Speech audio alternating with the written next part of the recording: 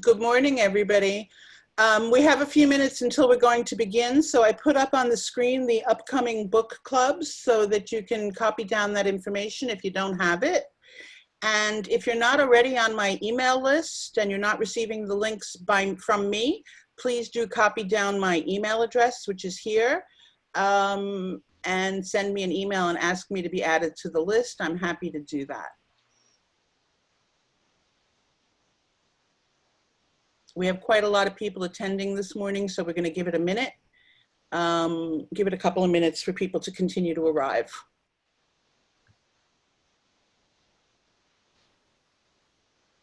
I have you all muted, and we'll unmute you when it's time for the discussion. So don't be concerned that you're on mute. Also, if you aren't using an actual name, it would be nice if you could change it to a name. You know, if it says just iPhone or iPad or something like that, we would love to know who you are. So when Leslie calls on you during the discussion portion of it, it would be great if we know who you are. It's very easy to change your name.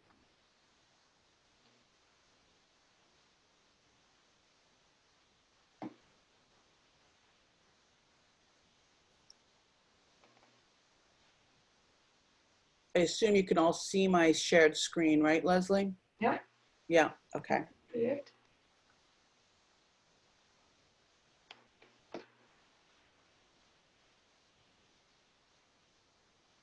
Also, during the discussion, I ask please that you use the electronic hand raising so that we know who wants to speak and what order you raised your hand in. If people just wave at the screen, it's very, very difficult to know whose turn it is, and it's very disruptive to everybody else. So please, under participants, you can see how to raise your hand. If you click on participants, you should see a little electronic, a little blue hand, raise hand. I will post those instructions on the screen as well in a minute, in case anyone doesn't know how to do that.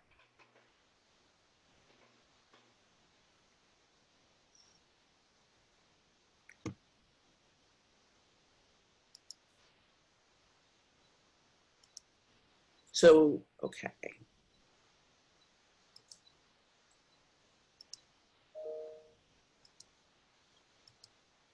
So here are the instructions. Leslie, is that on my screen? Not yet, no. It says sharing screen. You don't see how to raise your hand? No. Okay. Book club stuff. All right.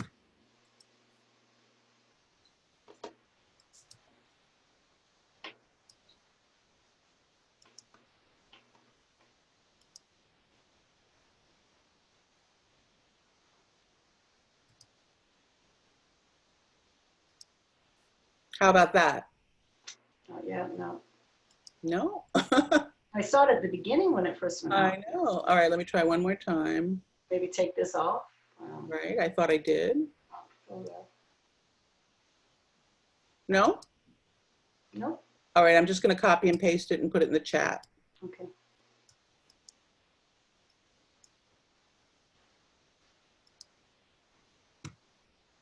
Okay, so instructions for how to raise hands are now going to be in the chat.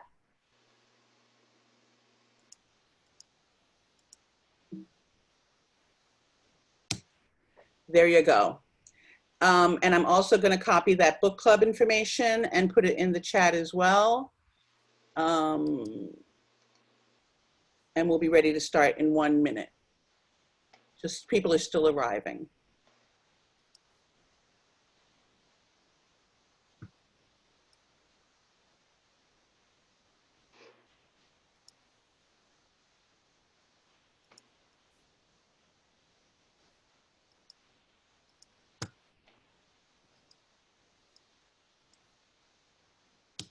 Okay, so now the upcoming book clubs are also in the chat. You can copy that down. And as I said earlier, in case you didn't hear me, please send me an email if you're not on my email list. Okay, I think we're almost ready to begin.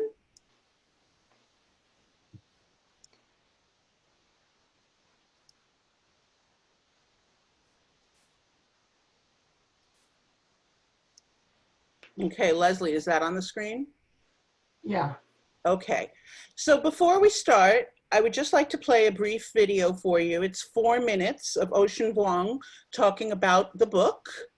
And then we'll begin our discussion, but I think this is a great way to start. My mother has no interest in We're gonna start. my mother has no interest in my literary life. She goes to my reading, and it's the funny thing is she doesn't look at me when I read. She sits adjacent to me and looks at the audience. And I said, Mom, why are you, what's going on? She says, well, I want to see what your words make them feel. I like it when their mouth opens a little bit when you're talking. My name is Ocean Vuong, and I'm here to talk about my debut novel, On Earth, We're Briefly Gorgeous. What? Little Dog is a refugee. He comes to America at age 2, and he grows up in this household of women in Hartford, Connecticut, this broken town decimated by the opioid epidemic. Yes, sir. The novel takes the form of a letter written from a son to a mother who can't read. The very impossibility of your reading this is all that makes my telling it possible. How many times have we talked on the phone with those we love? And we say, well, how are you? How are you doing? Oh, fine, fine, good. How's the weather? What happens when we want to say the thing we need to say to those we love most and we can't do it? The novel was organized in vignettes. And I wanted this novel to be broken apart purposefully. And that to be broken is not to be wrong. It's a careful orchestration of an explosion. Little Dog is an interpreter. He translates America for his elders and his community. Can you read this, you said, and tell me if it's fireproof? Now, normally we think, well, there's no reason for a woman to be obsessed with a fireproof dress. But that alone tells you what she's seen. Trauma changes our DNA, and it informs how we look at the world. Your hands are hideous, and I hate everything that made them that way. As somebody who grew up in a nail salon, I wanted to reveal a huge swath of American life. What is seemingly just a place for beauty is actually a place where children are raised, meals are cooked. A workshop for beauty was also a workshop for life. Don't draw attention to yourself. You're already Vietnamese. Language is real. The power of it is that it gets deeper than any human touch. If I were to touch you right now, I would only get to your skin. But when I speak to you, I'm all the way through. You hear me? You're a monster. And with that, her head is lopped off its shoulders. A lot of things can't be translated, especially grief. And I think that's why he keeps the secret, this love that he has for this white farm boy. What were you before you met me? I think I was drowning. The fear, the danger, the awkwardness. I wanted those feelings to be as large as weather. I wanted them to be climates. Sacrilege to reveal sexuality. He keeps it in this letter. And he even says that, Ma, the only reason I can tell you this is because I know you can't read it. Is it worth it to speak our truth when no one hears it?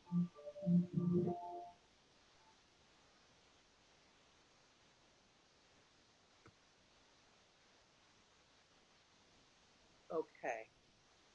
I thought that was a wonderful thing to be able to hear his voice as a way to introduce the book.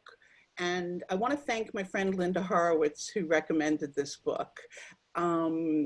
I hadn't heard of it, and she recommended it, and I trust her taste, and it was a great recommendation for me.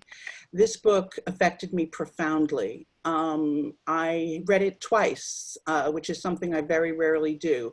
I read it, and then I actually listened to it as an audiobook read by Ocean Vuong in that voice of his. It's incredible to hear him read the book. And so if you got a lot out of it the first time. I can only tell you, you're going to get so much more out of it the second time, because the first time I read it, I read it like you read it, and you're maybe a little distracted, and it, it moves you, but but the second time I was completely focused on the language and the poetry of it, and it is pure poetry from beginning to end. He is a poet. That is what he did. This is his first novel, but clearly he's a poet. And the language of this book is just, to me, so beautiful, so lyrical, so poetic. And this book gutted me. I can only tell you, I felt split in two by the time it was over the second time. I sobbed. It affected me so profoundly. And I think that has a lot to do with, who we, how books affect us at different times is about who we are and where we're at in our lives. But what he said in this little interview this little monologue that he just did about the power of words was what I felt. His words cut right into me. And I think good writing has the power to do that. I'm interested in a lot of discussion. I'm sure there are a lot of thoughts about this. Please share your thoughts, but don't feel in any way, this is not about, it's not about liking or not liking. It's fine. This book's not for everybody. I have no doubt that there are people who were not necessarily taken with it in the way that I was, but I want to talk about your various reactions to it and why. And I want to really hear from you before I say too much more. So Leslie's here, my colleague, and Leslie's going to help by calling on people in the order in which you raised your hands, and so that way I don't have to focus too much on that. So Leslie, go ahead. And let me just say one more word. One of the difficulties with book club via Zoom is that it's not so much of a dialogue like we like to have when we're sitting in the library at the Sandler Center. We can really have a discussion. This format doesn't lend itself so much to discussion. People are sort of making sequential comments, and that's okay. That's what it's going to be. This is the limitations of the technology.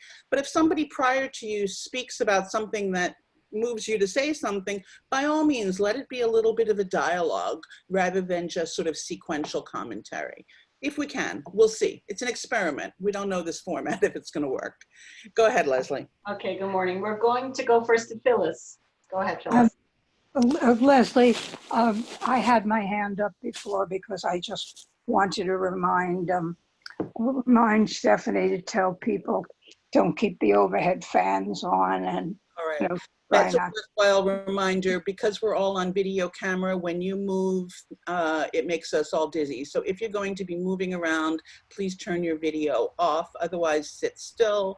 And that's very helpful. Thank you. Okay. Okay, so next we are going to Shirley. Shirley? mute me, Leslie, please. I will. Yes, hi. Hi, everyone. Hello? Yes. Hi, we can hear you. Can you hear me? Okay. Yep. Well, you know what, whatever Stephanie said, I agree totally. I really found the book, I thought it was stunning. And what a portrait of a family and first love and the power of storytelling. It's a letter from son to a mother who can't read. She was illiterate, and there were so many things about the book. I can't even talk about all of them. It would take too much time. But I'd like to reread it too, because it had such value. And the different themes and the symbolism of, I can't even tell you everything because it would take too much time. But the affair with Travis, the coming of age, who he later dies of an overdose, everything had such reality to it and such deep feeling.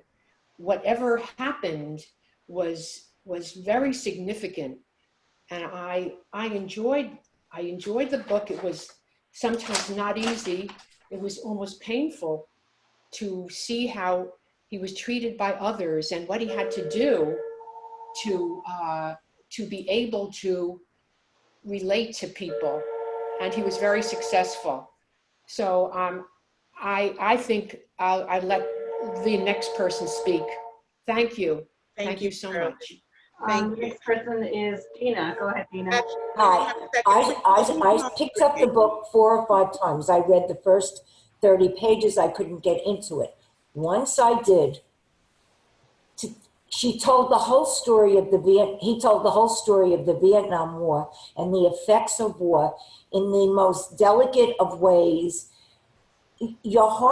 My heart was pounding as I was reading the book, the struggles and how the grandmother, what she went through, and what the result of the mother's trauma, and the way he worded it was just, in a short 250-page book, he was able to cover the war, coming of age, the PSTD, what the whole thing was just a magnificent piece of literature. And when I was looking at the reviews, the commentary about it was, so Linda, thank you for telling Stephanie and Stephanie having us read the book. I don't think it's something I would have picked up by myself. So thank you. So I just wanted to speak a little bit about the writing itself. So it's obviously not a linear story. He circles around memory, past, present, future, past and present. You know, and he talks about that right very early in the beginning, that history is not linear, but moves in spirals. And he wrote in that way, which I think it's very much like sort of a free association of memory, the way our brains work when we think about our lives. We don't think necessarily, well, I was 2 years old and I was 12 years old and I was 30 years old. It's not linear. We have flashes of memory throughout our lives. And I feel like he wrote almost stream of consciousness, free association, which I think made it incredibly intimate. I felt like I was inside his brain in a way that I very rarely feel when I'm reading. I think that's why it affected me so profoundly. I really felt like I was inside his brain and inside his body. And he talks about things. Dina mentions, you know, it's about sex and it's about drugs and it's about violence and it's about war, but none of it is graphic and none of it is gratuitous. I mean, the sex scenes are pretty intense, but they're intense in an emotional way, in a raw way, about the emotional experience that is also the physical experience. And I think that's a skill, to be able to write about all those things in 250 pages, as you said, without at any point feeling like it was gratuitous descriptions of any of those things. It's a book about drugs and sex. It's not about any of those things. And I thought that was quite an accomplishment. Done. Okay. Alice, you're up. Go ahead. Good morning. Good morning. Just watching the video this morning brought me to tears again. This book was so moving. I read a long article this morning in the New Yorker about him, and I don't have to repeat what that says, but a few things I'd like to say. Stephanie, it's interesting. When you said this book, broken in TWO, he used in the book broken INTO, broken into. Yeah. And that laughter is trapped in the word slaughter. And that's his use of language. And it made me happy to learn this morning he's a professor at UMass Amherst in the Fine Arts program my grandson just graduated from. And a few things besides what everybody said, I agree, so I won't repeat. But they named him Little Dog, like to keep the evil eye away. And it reminded me of a red bindle that grandmothers used to put on our kids to keep the evil eye away. And something I learned from history, that in 1884 in El Paso, Texas, Judge Roy Bean cited Texas law of the prohibition of murder, but yellow people were not human. Whites, African Americans, and Mexicans were. So he wrote, you're a race before even giving a choice of stating who you are. Everything he wrote was beautiful, and thank you. Thank you, Alice. You know, I think the title says it. To me, you know, On Earth We're Briefly Gorgeous. The book was gorgeous. I just thought it was gorgeous. And at the end of the book, he speaks about beauty. And I just highlighted this passage, which I think explains the title, of course. I am thinking of beauty again, how some things are hunted because we have deemed them beautiful. If relative to the history of our planet, an individual life is so short, a blink of an eye, as they say, then to be gorgeous, even from the day you're born to the day you die, is to be gorgeous only briefly. Like right now, how the sun is coming on low behind the elms, and I can't tell the difference between a sunset and a sunrise. The world, reddening, appears the same to me, and I lose track of east and west. The colors this morning have the frayed tint of something already leaving. I think of the time Trev and I sat on the tool shed roof watching the sun sink.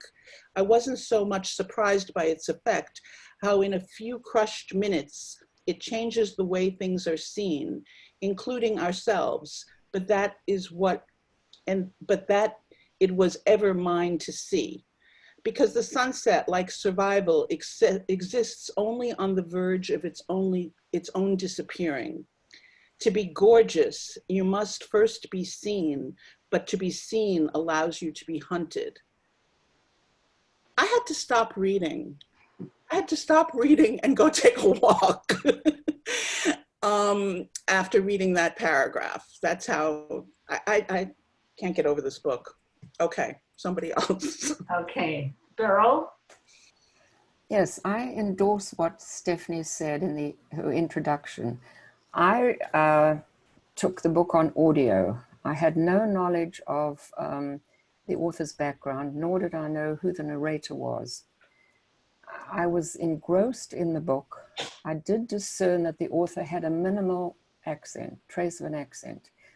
But as I was reading through it, it occurred to me, simply by the tone of the voice, the way he spoke, that this indeed was the author himself who is the narrator, because you can hear the sob in his voice. It was intensely moving, so I'd recommend the audiobook. Yeah.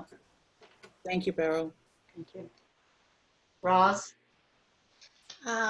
Yeah, I hesitate to speak because everybody is so positive about this book. I Okay. had a very hard time getting through this book. I put it down and walked away so many times. It was so disturbing, so horrific, especially during this pandemic, to read about how they drugged a monkey and then ate his brains while the monkey was still alive. I mean, you know, that's how all the pandemics start, eating live animal parts. And that just made me so mad that any culture thinks that that's okay to do that. So I was very mad at the Vietnamese people for doing that, because I just don't get it, being an North American person.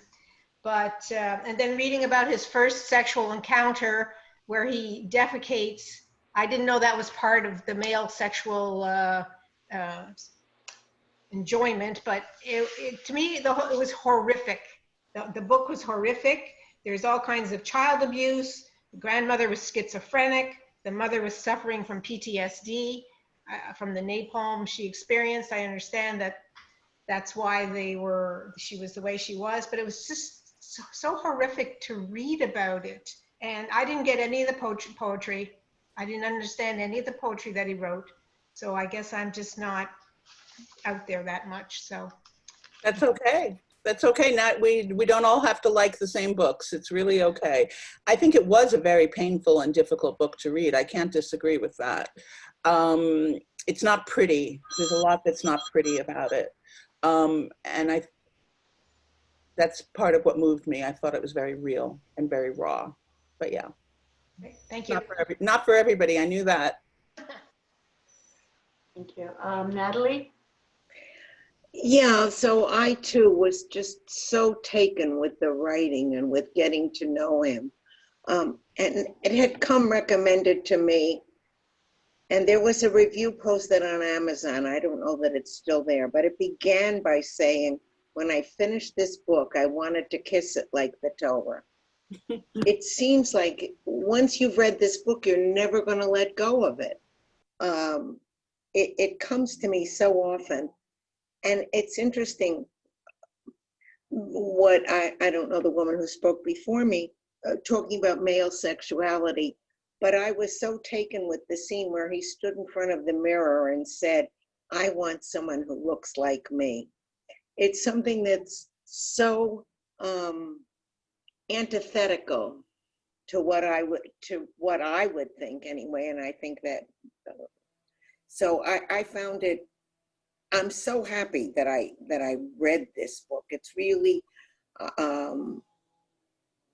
like nothing else, and if you read the reviews, that's really what the reviewers say. But it's a difficult book. I mean, I pushed it, but I know a lot of people who just couldn't bear to read it.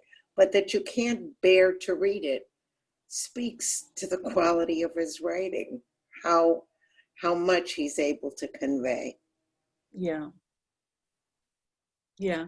As everybody who's been a regular member of the book club, really try to do a pretty eclectic assortment of reading. And so some of it, I promise you, is lighter and easier. But I also try to recommend things that are not necessarily already on your nightstand, recommended by every other book club that you might be participating in. So we really strive to be eclectic in our reading. We're going now to Linda. Hi. I'm glad that most of you enjoyed the book. It is a very difficult book. When I mentioned it to Stephanie, I said to her, read it. It is one of the most beautiful books you will ever read, but it's a difficult book.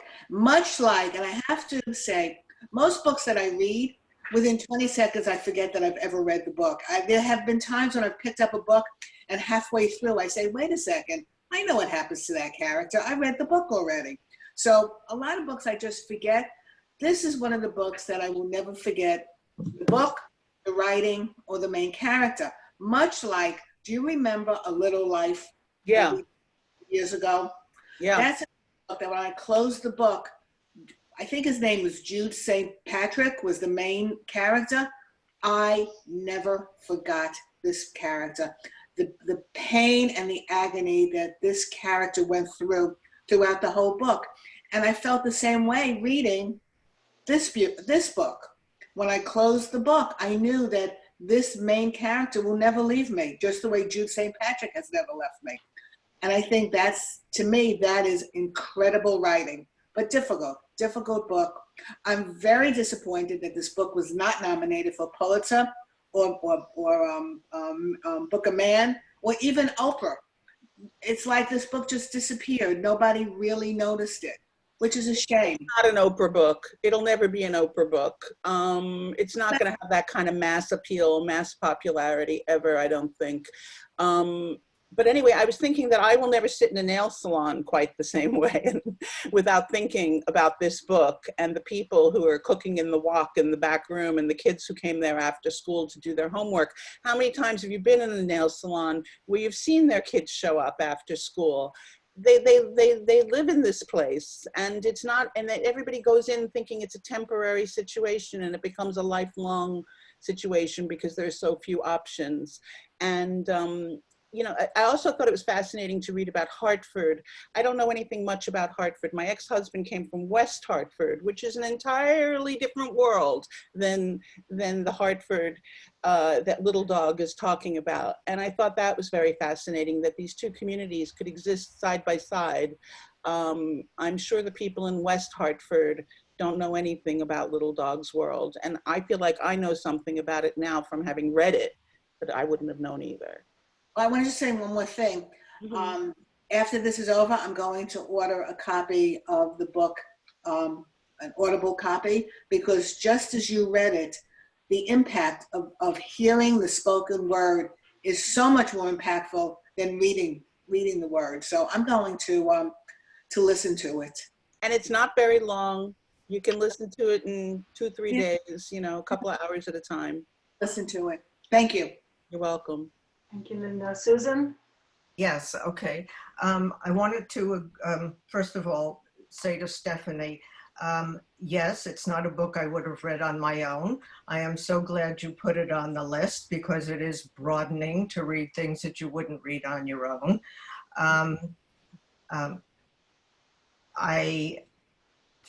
It's no wonder that Ocean got a fellowship because his poetry is exquisite, and I'm not usually into poetry and reading poetry, but it was his writing that kept me continuing to read the book. Besides, I thought it read like a memoir, even though it wasn't a memoir. Also, I felt that he touched on things that are relevant to what's going on now. The racism, gay sex, being gay.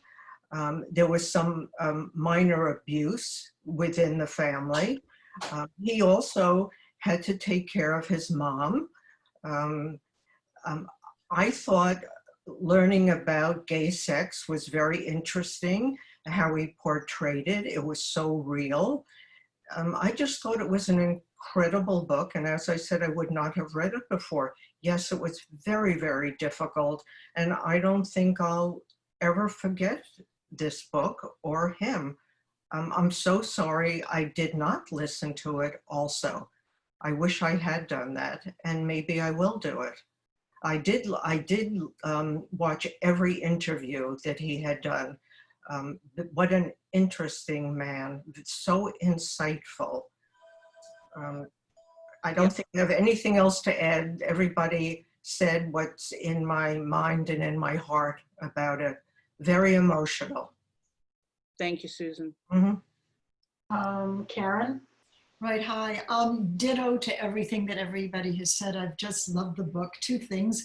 When the woman said the difficulty about eating the dog's brains, somebody in my household that came to work for me had a very difficult time that we ate something called gefilte fish, that she couldn't believe that people ate this or something called that.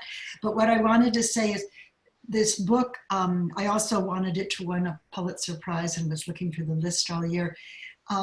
It made me think of the immigrant experience in a different way. In the fact, it reminded me how the experience of those who have come here through difficult means and from difficult places pass their stories on to their children and to their grandchildren, and how it affects them and how it affects all of us living with all of these people in the second and third generation. But when they come from, even, it reminded me of what's happening today at our borders, people trying to cross from horrendous conditions, and they're bringing their stories with them. And it's going to be difficult for these people to adjust and not pass it on to their children. The other thing I wanted to say is, Stephanie brought up the pedicurist salon. I'm not a big laugher out loud, but I just roared when the woman came in and the client came in and talked about having such a difficult day that somebody had passed away, and the Vuong's mother is crying and saying how you poor thing, and it turned out to be a horse. And after she left, how they screamed at each other in Vietnam language, that nobody else could understand. And I just thought it was full of wonderful, wonderful humor. And it just reminded me to be careful of what we talk about and what we say in front of other people that aren't as fortunate as we are. It was a wonderful book. I'm glad to be part of this discussion. Thank you, Karen. Barbara? Angrist? Yes. Hi, good morning. Morning. I feel like I didn't read the book. I read it. I mean, I listened to, I read the book. I know all the different things that happened, but at the end, I didn't like the book.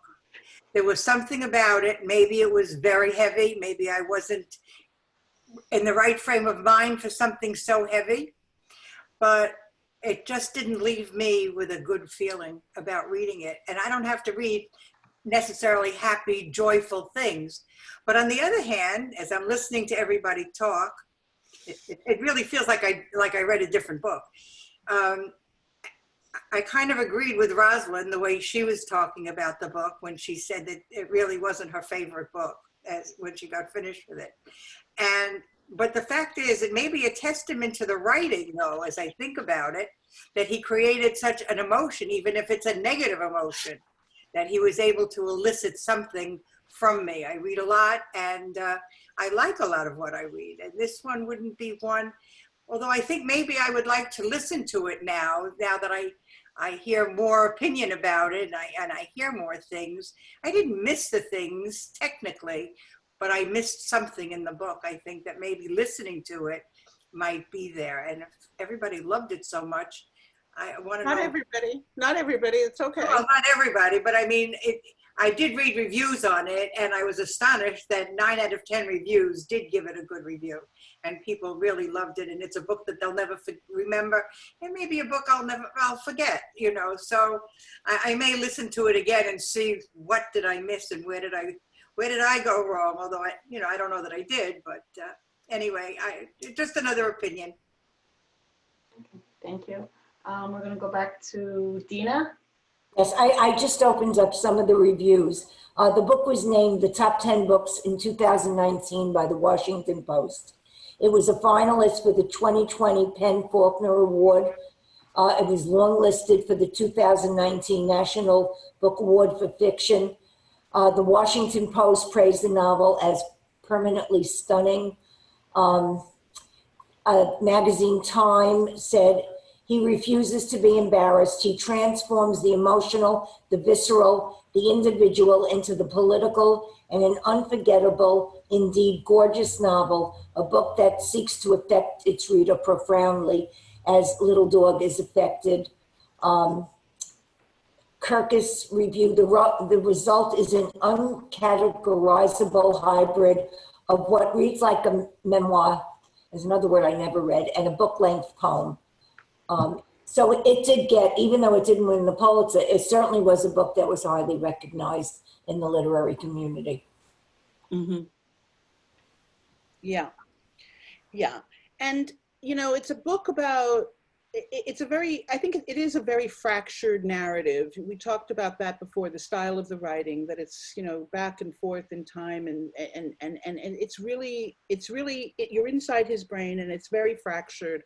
But it's also about people whose lives are very fractured and broken. It's about broken people and their relationship to each other, and the effect of, we talked about the war in Vietnam, about trauma and how it affects people from one generation to the next. And certainly as Jews, we know about how trauma affects, you know, if you're the child or the grandchild of Holocaust survivors, we know, and other traumas throughout history, we know that it has profound impact on families. And to me, that also relates to the present situation, which we're talking about, how racism affects, whether slavery is still affecting people 400 years later. Trauma is passed from generation to generation. In that brief monologue that he did at the beginning, he talked about how it changes your DNA. Well, that's actually literally true, that there has been studies, epigenetic studies, about how trauma actually literally changes DNA and is passed from generation to generation. So it may be in the form of anxiety or depression, or, you know, it would manifest itself differently. Certainly abuse is passed in terms of behavior from generation to generation, but there's actually physical changes to, chemical changes to DNA, which is fascinating to me. That's a whole area, a whole nother area of study and discussion. But I think that this book did a beautiful job of showing, from the grandmother to the daughter to the son, that transmission of trauma. Did anyone else have comments they would like to make? I see nobody else has their hand up right now, because I always have more to say, but I want to give people a chance to speak. I have one other brief little, let me see if I can find it, another brief comment. Oh my, I lost it. Okay. Oh, Dina's got her hand up again. Good, Dina, go ahead.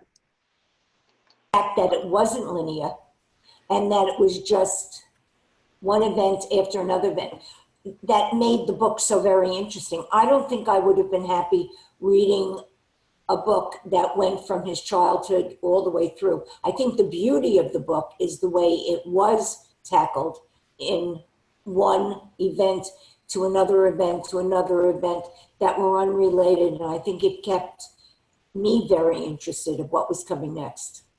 So I like the idea that it wasn't a linear memoir. I think it contributed to the intimacy of it. As I said before, I really felt like you feel like you're inside his brain. Yeah, and I agree. And I think that really was something that he was very smart in doing that way. So I have another little brief video clip if I can accomplish this here. Let's see.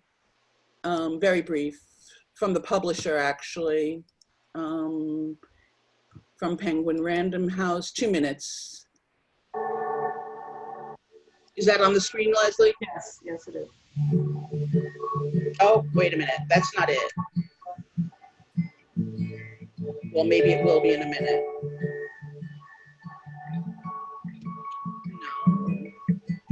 No. Sorry. I don't believe that's what I meant to show you.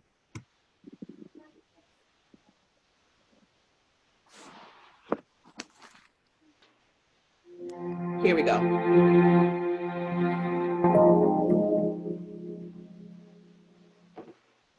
I had written an essay, and which starts the first chapter of the book. The essay is a letter to a mother, my mother. My mother's illiterate. It was an attempt to see if language can really be a bridge, as it is often aspired to be, and ultimately that it could fail, right? And that was exhilarating to me, to be a writer endeavoring in a work, an essay that should fail from the get-go. Writing a letter in English to an illiterate mother, it's an impossibility, and ultimately it's about how far away we are as a country and as individuals, and how sometimes it could take a whole lifetime to get an inch closer, but even that inch could be enough, could be so large, so powerful, that it could seem like an achievement, a victory for two people, you know, a mother and a son, struggling side by side, and yet not really knowing how each other feel.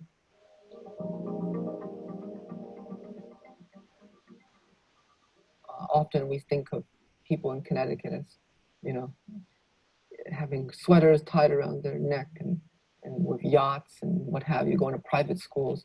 But in fact, New England working class life is very rich, very diverse, and comes from a large makeup of immigrant populations. And so much of literature is inspired by those of the white, you know, elite. And you think of Proust and Faulkner. And for me, it was important to insist that these bodies were worthy of literature with a capital L. I would hope that readers approach the book, read it, and not necessarily take anything away, you know, not possess anything, but perhaps just more of themselves. They could see more of themselves in the book, and they can carry that and participate in more parts of their lives than before.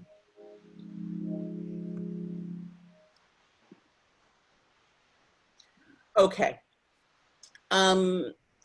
Good. A couple more people were prompted to raise their hands. Leslie, let's continue. Let's go to Phyllis. Go ahead, Phyllis. Can we talk about the significance of the buffaloes going over the over the cliff, and also the Monarch Butterflies? I would like to know. What do you feel about the significance of that, Phyllis? I felt that the world was tumbling blindlessly into a vacuum. I mean, it seemed to me that they weren't looking, they were just following the leader and just going on blindlessly. And it was very upsetting. Somehow it was upsetting to me because I related it to human beings, you know, doing that. And you know, I was just upset by it. Well, I think it was intended to be an upsetting metaphor. And what about the butterflies? Uh, the butterflies, I just thought that, you know, they bloom briefly, they're gorgeous, and then they die. But they also take this tremendous migration, this tremendous purposeful migration from north to south, which I think I've always been fascinated about. Like, how does, you know, first of all, butterflies, how does a butterfly know where to go? The fact that they have this very purposeful migration as opposed to this blind, I thought it was an interesting contrast to the buffaloes who are blindly jumping off of cliffs because they're following the leader, as you said. Whereas, you know, the butterflies also are following something, some force of nature that is, but it's a completely productive, necessary act. The opposite of the destructive act of the butterflies. And the butterflies are just, of the buffaloes. And the butterflies are just very briefly gorgeous, as you said, but their lives are so complete. The whole metamorphosis of a butterfly from the caterpillar to the butterfly. I thought it was, the butterflies, I thought that was a beautiful contrast between the butterflies and the buffaloes. It was also very upsetting. What, the butterflies were upsetting? Yeah, and the butterflies were upsetting because they lived so briefly after the migration, and the buffaloes were very upsetting because they just all went over the cliff, and it's almost like people are doing in some ways. But I think that that quote that I read from the end of the book is that life is briefly gorgeous. Yes, yes, it is. It's so true. It's very sad, I thought. Profoundly sad. Yeah. Yeah. Thank you, Phyllis. Thank you. Sarah? I can only thank. You're unmuted, Sarah. Go ahead. Thank you. I'm very new to this group. Thank you for calling on me. This is the second book we've read, well, recently, about the immigrant experience. Compare this to American Dirt, the Oprah book. And as you said, this could never be an Oprah book. And that's fine. When I was thinking of to whom I could recommend this book, there are very few people, very few, because we like to read linear books. Our lives are linear. That's how we think. That's why I like a map, because I'm going from one place to the next. But this wasn't. This was such a hard book to read. I had to stop and write down and take 3 pages of notes because I wanted to talk about things that were so important. And I didn't think about how moving I was to tears until Stephanie said that. And that's how I feel. That's how I feel right now. I was moved to tears by the words.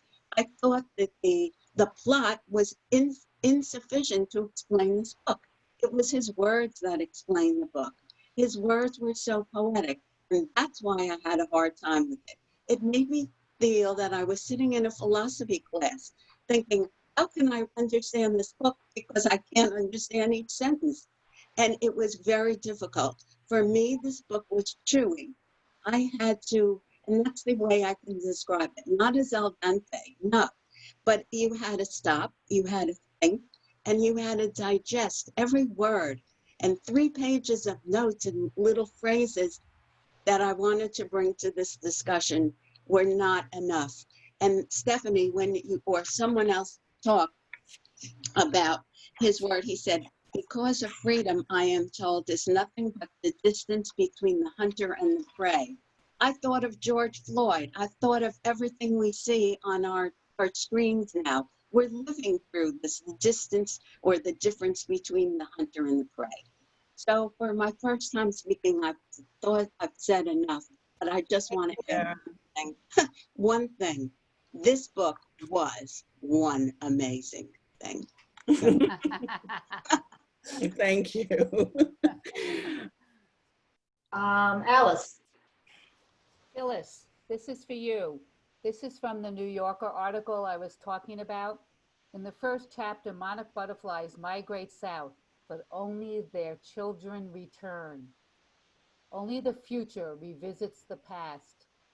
Little dog imagines the monarchs fleeing, not winter, but the napalm clouds of your childhood in Vietnam, traveling for thousands of miles until you can no longer fathom the explosion they came from. And I'm not going to read further, but also, if you remember in the story, his mother's school was blown up by napalm when she was 5, and that's why she had no more education. Yeah, and she asked in the Goodwill shop if the dress was fireproof. Right. That was a very profound moment, I thought. I mean, who asks if a dress is fireproof? Only somebody who's lived through napalm or a fire of some kind. Thank you, Alice. That was great. Very helpful. I wrote down some of the quotes that really I wanted to draw attention to. So the first one was, every history has more than one thread, each thread a story of division. So I felt like that was sort of the narrative as well, the threads that kept coming through. And at any point anyone wants to say anything, please do interrupt me, because I don't want to monopolize the conversation. That night, I promised myself I'd never be wordless when you needed me to speak for you. That was after the incident in the butcher shop when she wanted oxtail and couldn't explain what she wanted and had to do she did a little dance and showed her tail, and it was humiliating to him that she couldn't express herself, and he decided from that moment he was really going to be her interpreter. And I think that's very common to the children of immigrants whose parents, the new English is not their first language, and they become, you know, sort of the adult in the family because they have to take care of their parents in this way. And I think that's a very universal experience for children of immigrants. I wanted to talk about Trevor a little bit. You know, Trevor, this kind of redneck, rough kid who also had who was also very broken from his own abuse, and also had a very tender side. The fear that Trevor had, this constant fear that he was actually gay, which he clearly was having lots of gay sex, but couldn't accept the fact that maybe he too was gay. I think also not an uncommon experience for people who can't accept themselves. Vuong obviously came to a point in his life where he's accepted his homosexuality, but Trevor couldn't.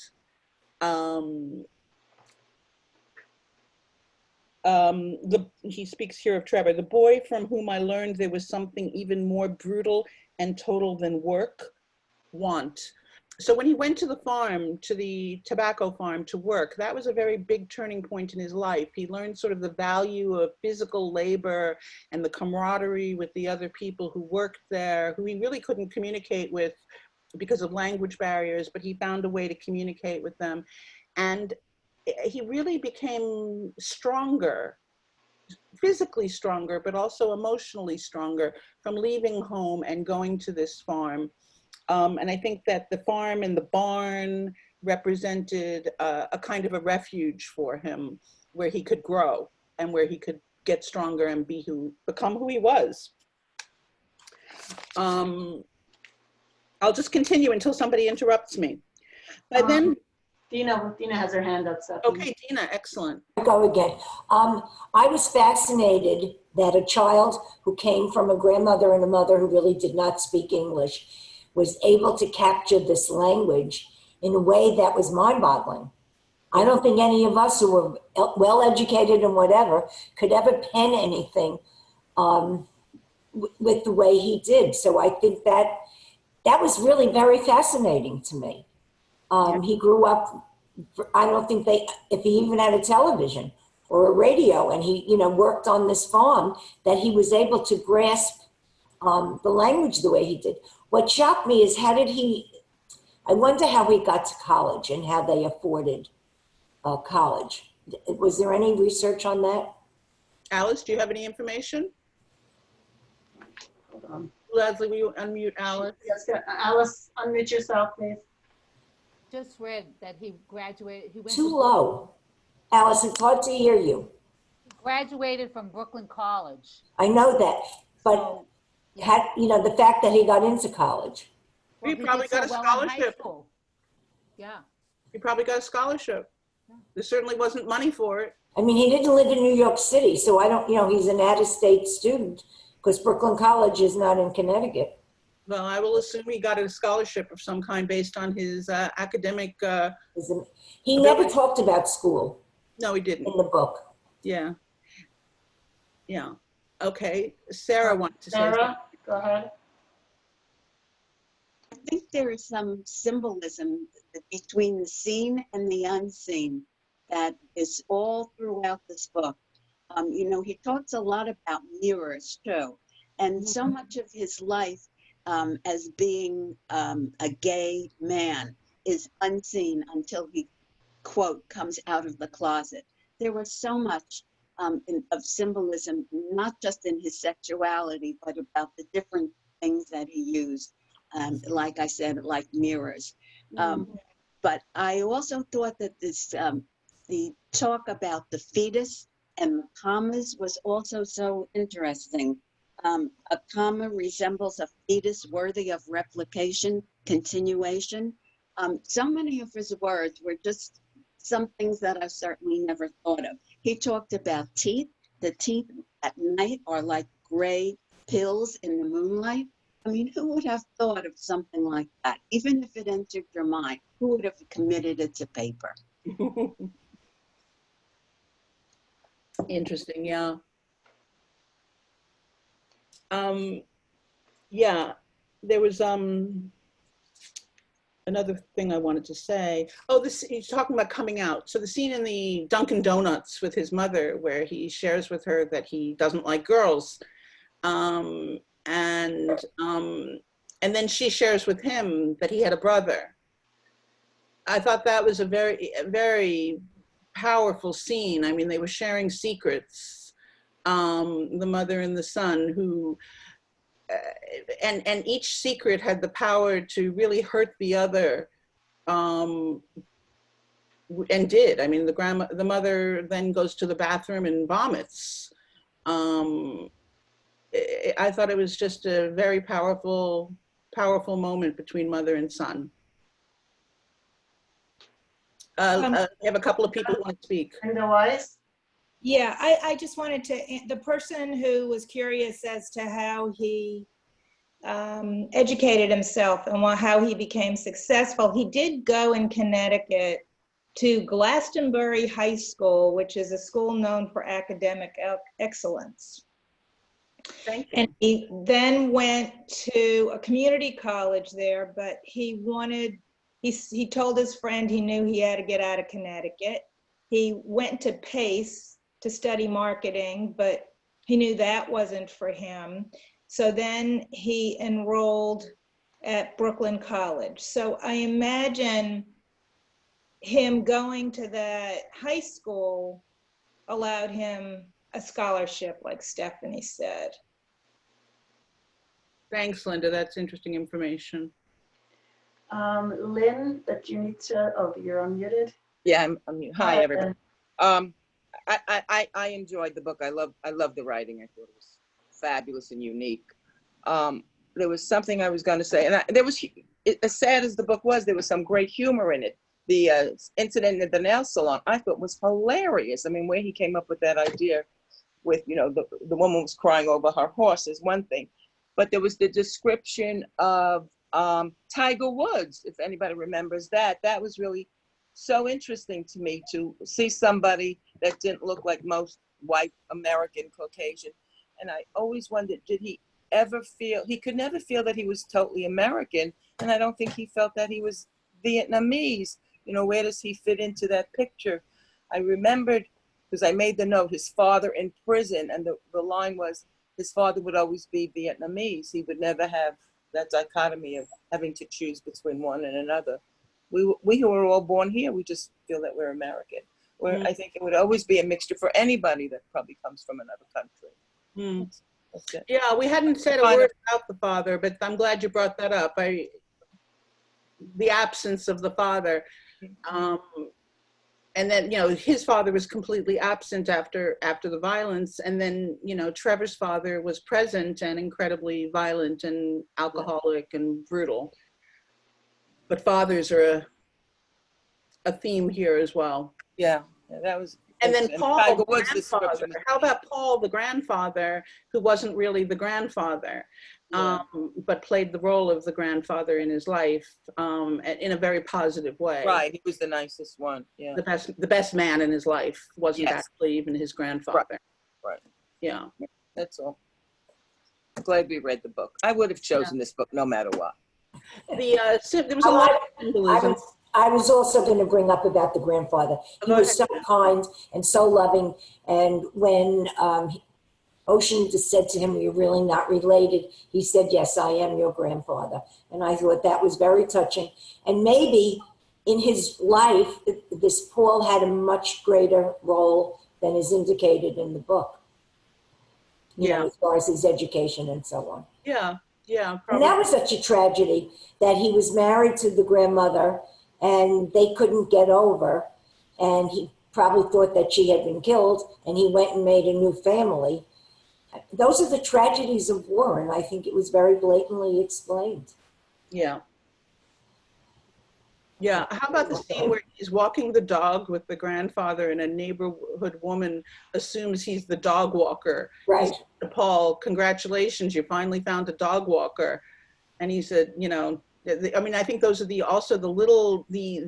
microaggressions, as they call it, that people experience, people of color in a white neighborhood. The assumption is you're the housekeeper or the dog walker or the waitress or, you know, whatever. And Paul very quickly said, no, this is my grandson, you know. And you know, I think a book like this, to read on your own and then not have the opportunity to have a discussion as we're having now, this brings the book really to another whole level, being able to have everyone's opinion on it, than just to read it and put it away and have no one to really discuss it with. I think this is a book that really needs what we had this morning. So thank you. Thank you, Linda. Yvette? Well, I was just going to listen. I wasn't going to speak because, like Barbara Angrist, I did not like this book. I didn't feel it was a novel. I felt it was a memoir, and his poetry was the story. I mean, his writing was absolutely incredible, but I didn't finish it. And I wanted to see what everyone had to say to make my decision whether or not to finish it. And I still haven't made that decision, but I kept picking it up and putting it down over and over again. And was this a memoir? Was he really talking about his life, but didn't want to say that? Well, I think it's very much a memoir, and I think that the opening video that I shared makes it pretty clear that he's talking about himself and his mother. I'm sure there are some fictionalized aspects of it, but he also refers into the book to the fallacy of memory and the untrustworthiness of memory. And I think that we've talked about this before when we've talked about memoir. What we remember isn't necessarily always completely true. It's the stories we've told, the stories we tell ourselves. We repeat a story to yourself enough times, it becomes your story. He refers to the helmet that Trevor's wearing the first time they're in the barn having their first intimate encounter, a World War II helmet. And he's sure that the helmet is there. And then he says, I'm not sure the helmet was there. Maybe that's just, you know, a figment of my memory, of my imagination. So I don't know what memoir is. We're clearly inside the brain of Ocean Vuong and whatever he's put together as his story. And I don't have any problem with it being a memoir. I don't know what a novel is versus a memoir. I mean, it's certainly not an autobiography. It's a poem. It's a 250-page poem that I think is very autobiographical.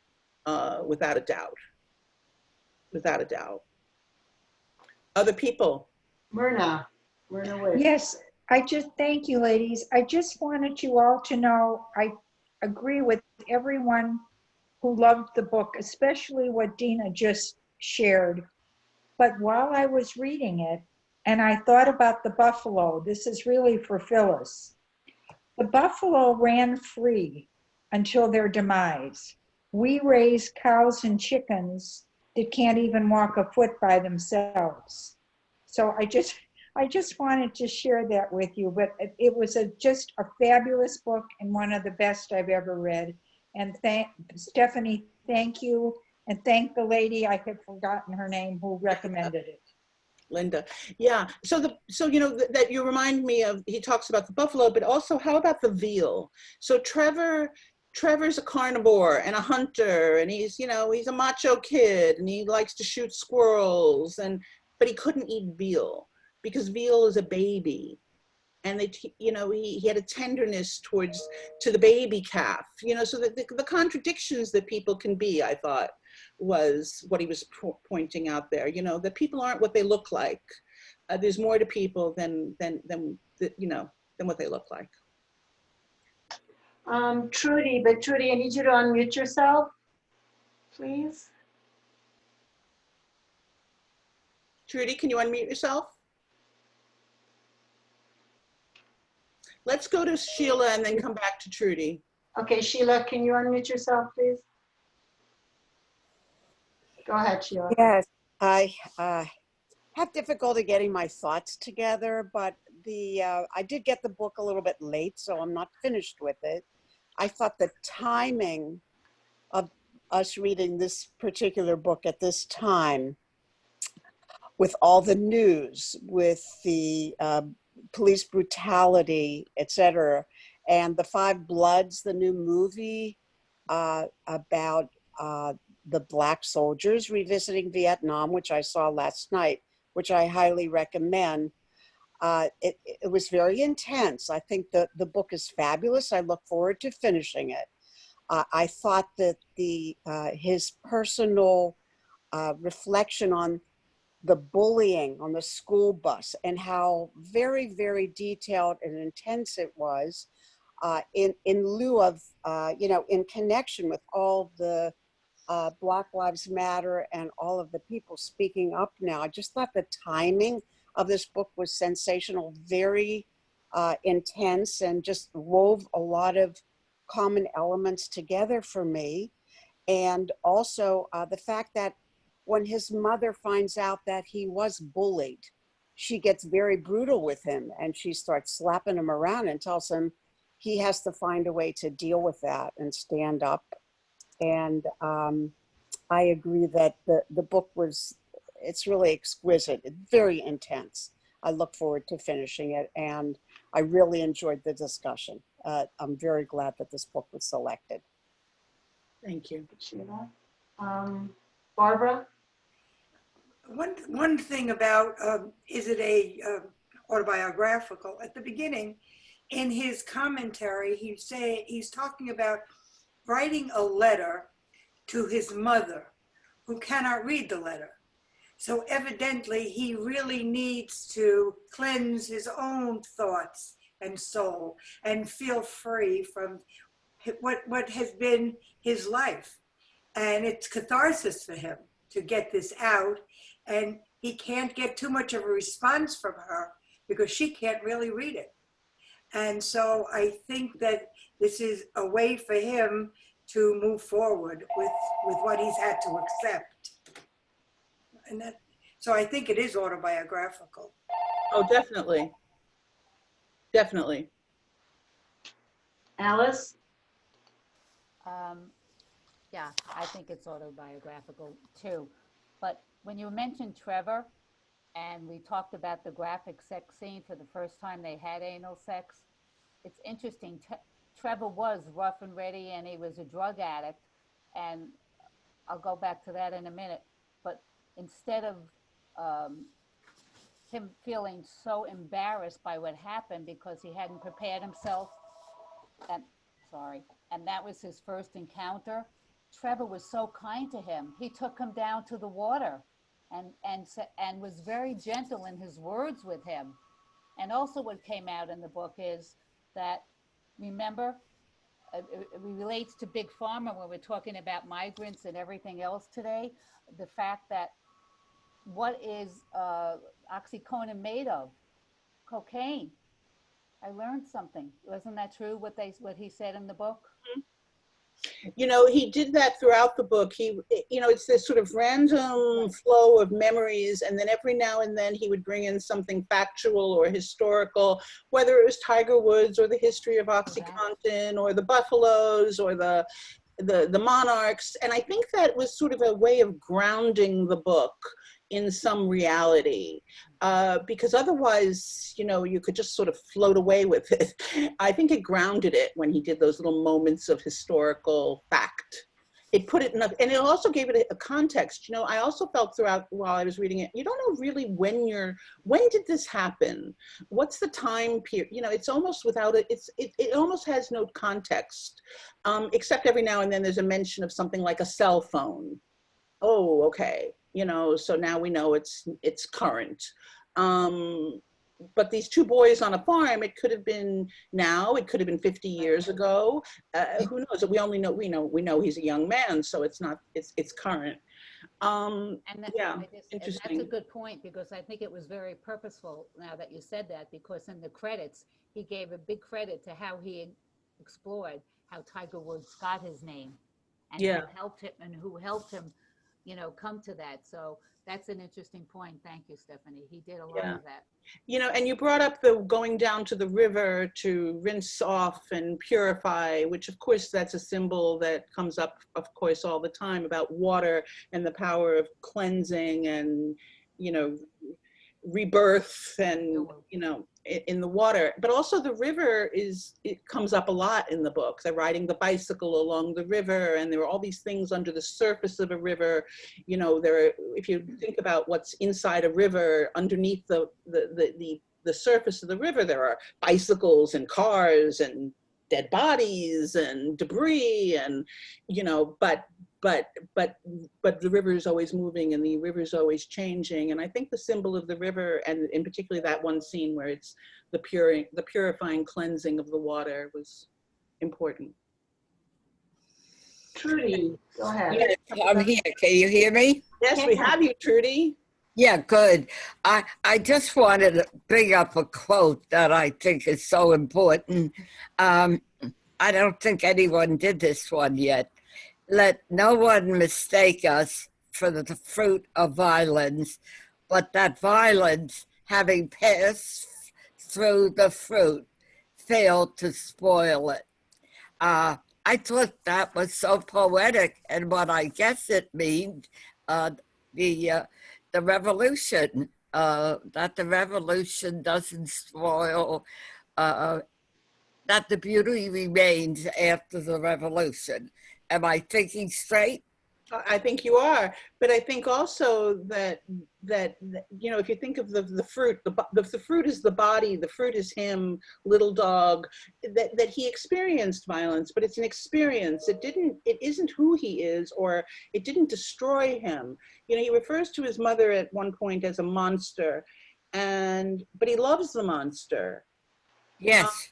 And he also, so violence is part of his life, but it's not all of his life, and it's not all of who he is. And I'm glad you brought that up.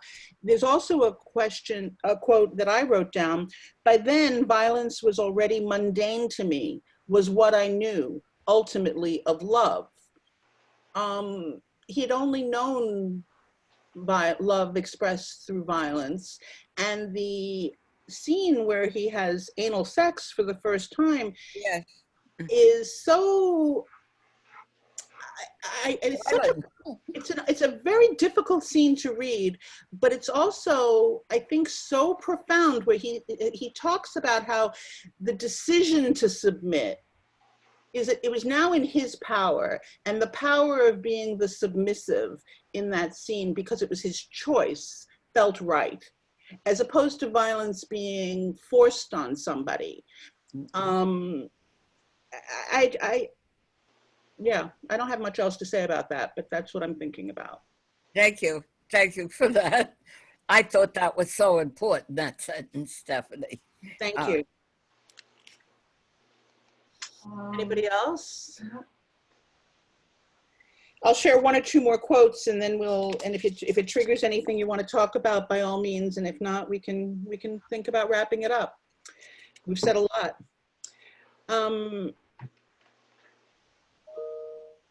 The river, I wrote this, because eventually the river rises, it overflows to claim it all and to show us what we lost.